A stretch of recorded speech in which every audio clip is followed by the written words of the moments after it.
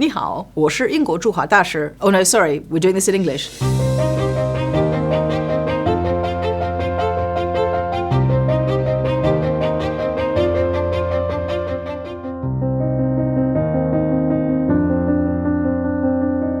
So languages have always been really important to me. I do speak a few languages. I don't speak them all simultaneously, I hasten to add, but when I was at school I had the opportunity to do French and German and some Russian. I actually am old enough to have visited the USSR.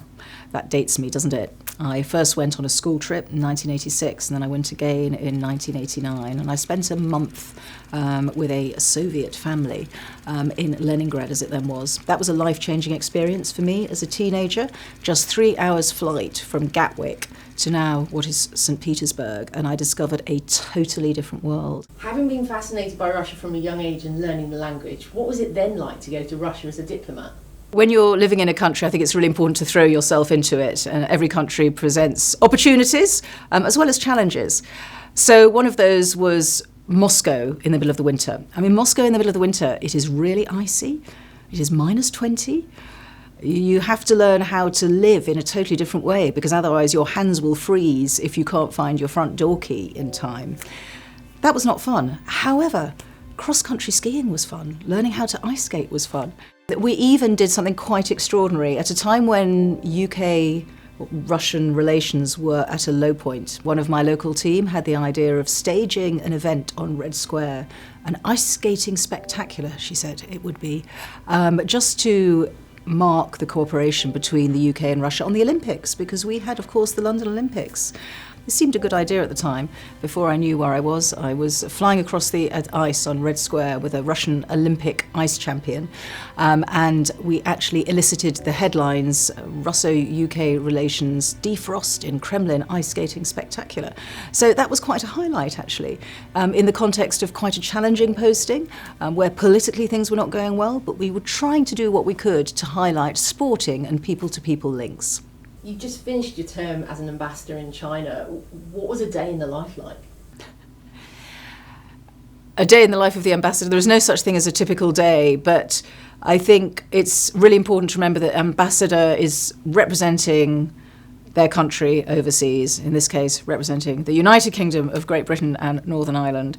So a lot of your work is going to be very outward facing. You're going to be working with, often at a very high level, with ministers, with heads of state, heads of government from other countries. But in today's world, where there is so much technology, there is so much that's digital, and there's so much information out there, what is the value add? What is something that you as an ambassador can bring that no one else can bring? And it is the personal touch. So some people might expect that you have a red carpet rolled out for you when you're an ambassador arriving in your country for the first time.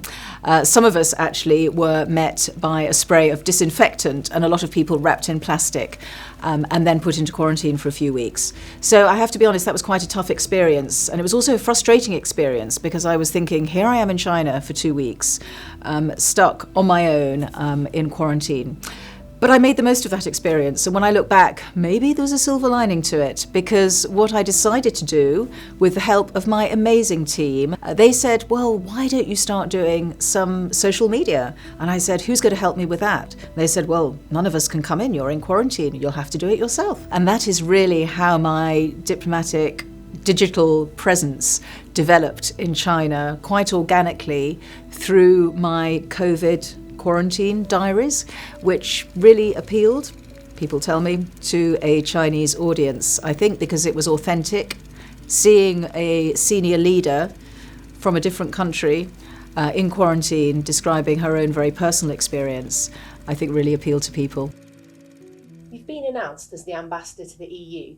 What challenges are you expecting?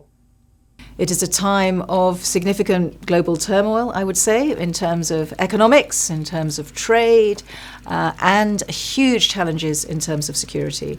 And all of these things currently are arguing in favour of us looking again at our relationship with the European Union, something which this government is doing, and in certain areas looking to have closer relationships where it serves the interests of the United Kingdom. So that's what I'm going to be trying to do, establishing where those areas are. It's highly political. It's highly technical, and it's critically important, and I'm hugely looking forward to it. So my advice to my younger self, or to anyone watching this, is to say it's really hard to predict where the world is going. What is really important is that you follow your interests, your passions. You have to be inquisitive, you have to be curious. And who knows, in 10, 20, 30 years' time, what will be the pivotal countries, themes? We can't predict that for sure. But I think if you remain curious, if you broaden your skills, whether it's your knowledge base, your professional skills, your language skills, I'm sure that will stand you in really good stead. Спасибо за внимание, just in case there's anyone in Russia or anyone else watching. Thank you so much.